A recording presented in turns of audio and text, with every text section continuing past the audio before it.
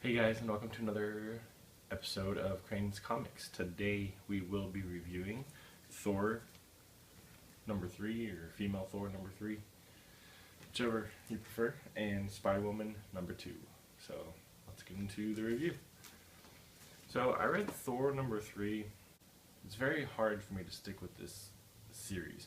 One key thing that I noticed between Thor and female Thor is the fact that she's all over the place. Like, she's super needy. She has all these thought bubbles of what she's actually thinking, and then she puts on a tough front.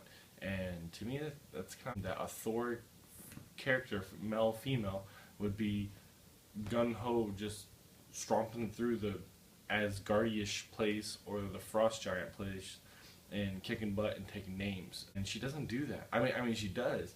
But she's also, in the back of her head, like, hesitation. She's like, oh, what if I do this the wrong way, and da da da da.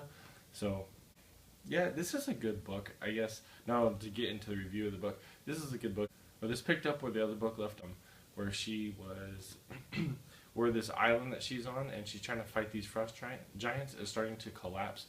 And the big dilemma in this book, I don't want to give away too many spoilers, but the big dilemma in this book is that her hammer gets separated from her somehow into a different room between like some glass and some metal or adamantium. You know, the stuff that Wolverine is like, ching. Anyway, but so that's her dilemma, and then she wants to know how she can become if she still has powers without the hammer. Obviously, the longer she's away from the hammer, the more her power drains from her. Where the mask actually started like coming off of her face on this book, or in this book, and you're like, oh, who is it? Who's female Thor? And then, spoiler alert, the hammer comes back, the mask comes back down, or starts to piece back together, and you're just like, yeah. So I really don't want to continue this series, but at the end of this book, it really made me want to continue this series. It has an awesome cliffhanger at the end. I'm not going to tell you who it is, or if you've seen next month's issue, like the cover, you kind of already have an idea what's going on. I really didn't mind this book. Again, I have said this before in past Thor-related books. I don't like how Thor talks, or even female Thor talks, and it's not as bad with her, with the Urish and the Gurith and this. I hate that. Like, it just bugs me super much. And you're probably saying, well, why do you read Thor books? Because it's interesting. Like, at the end of the book, it like draws you back in.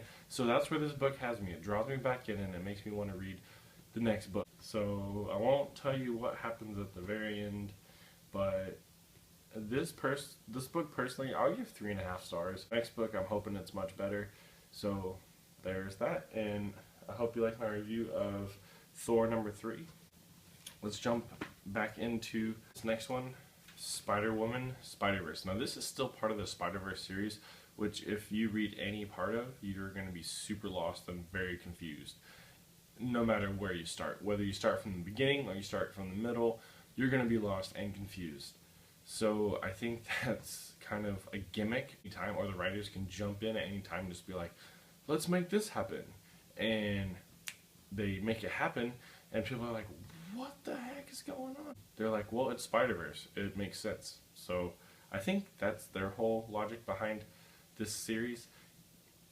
Okay, so from what I gather, Spider-Woman she is running from the people. So Spider-Woman is running from the inferiors or the interiors, or whatever the heck that they're called. So she's running from them, leaping from area to area, and she's actually doing a really good job. She left Spider Silk with Anna, or Ariana, or whatever her name is, and Gwen Spider-Woman Stacy. So she left her. Of course, the Silk Spider, she ditched them, left and ran away. She ended up in the inferior realm. Ended up with Spider-Woman in the inferior realm. I'm just going to call them that. I'm sorry if that's not what they're called. In the inferior realm. So she ended up there. She's like, how did you get here? Whenever they finally meet each other. Okay, rewind. there's another Jessica. There's like another Jessica in, which is Spider-Woman. There's another Jessica Parker in the world that she's in. And apparently that Jessica is doing something naughty with one of the inferiors. That Jessica kind of blurts out that Silk Spider's there. So then this Jessica comes and punches her in the face, knocks her out, kind of takes off right like where that is. So this Jessica gives that Spider Silk, the good Jessica gives Spider Silk her little Ray Band way back to a different realm. So she does that, and then Spider Silk teleports and lands into a realm that's after Earth has gone to war, like a nuclear blast, and there's radiation everywhere. That Spider Silk, that Spider Silk goes to that land, or that world. So whenever the inferiors come to try to take her, they step out of the portal into the land, and they have trouble breathing because of all the radiation. So then they go back into their world, and then Spider Silk realizes that they can't go to that world. So all Spider Silk has to do now is tell all the other Spider-Men and Spider-Women and all the different Spider-Verses that they're safe right there, where they can gather and their plan or whatnot. But it also seemed like Spider Silk was having trouble breathing in that land too. I guess all the pollution or all the nuclear activity. So at the very end of this book, you have one of the inferiors, one of the main inferior people, bad guys, hook up with her, the good Jessica, because he thought that she was the bad Jessica, or the Jessica of that land. So I hope this video didn't confuse you too much. This is just a confusing series in general. Take it or leave it. To be honest, I'm going to give this book about 3 stars, and I'm probably going to drop it. I will not continue reading this book.